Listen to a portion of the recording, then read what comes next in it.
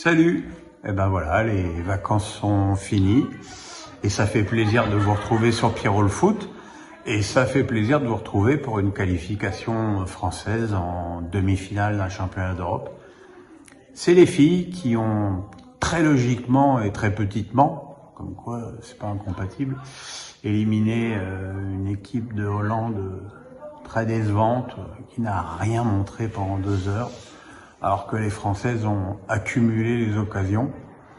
En première période, la France aurait dû tourner la bouée de la mi-temps au moins à 3-0 entre les tirs sur les poteaux, les occasions sauvées sur la ligne.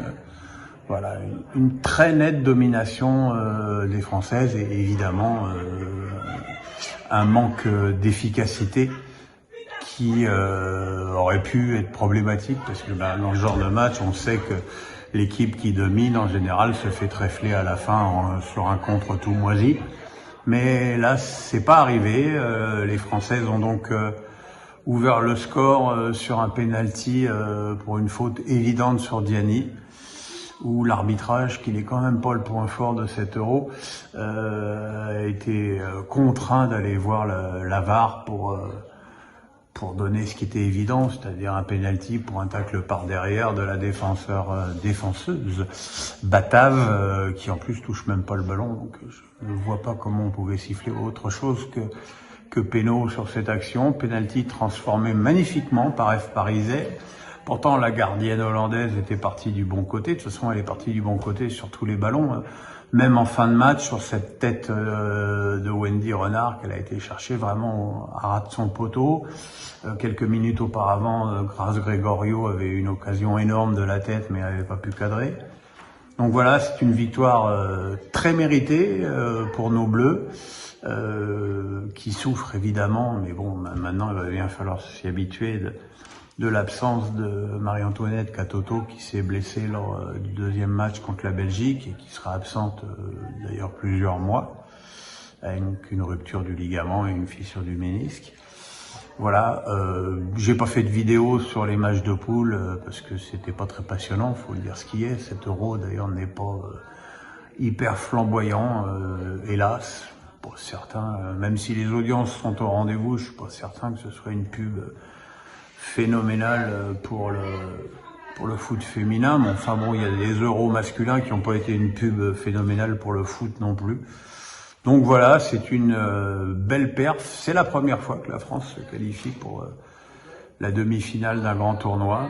On a bien bassiné les Bleus sur cette malédiction des quarts de finale pendant quelques jours, comme si les journalistes n'avaient que ça comme question. Ça a fini même par agacer Wendy Renard, qui est quand même quelqu'un de très calme et que j'embrasse parce que j'aime beaucoup Wendy.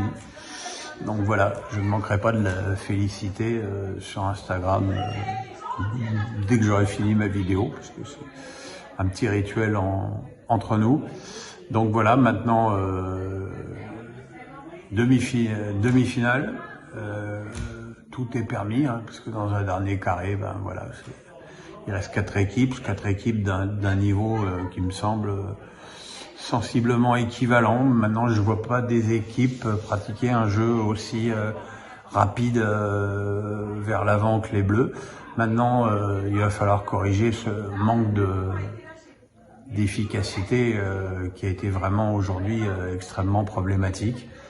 Mais bon, c'est un beau résultat qui confirme Corinne Diacre dans ses fonctions, ce qui n'était pas scellé dans le marbre, parce que Diacre, qui l'a bien cherché quand même pendant de longs mois, n'a pas une cote de popularité phénoménale, c'est le moins qu'on puisse dire.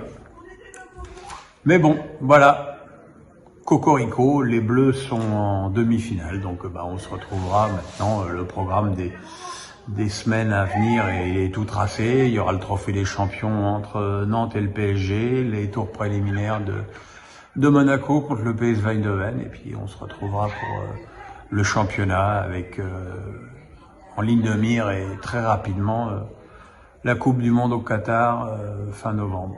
Voilà les petits amis, une joie de vous retrouver. À très vite.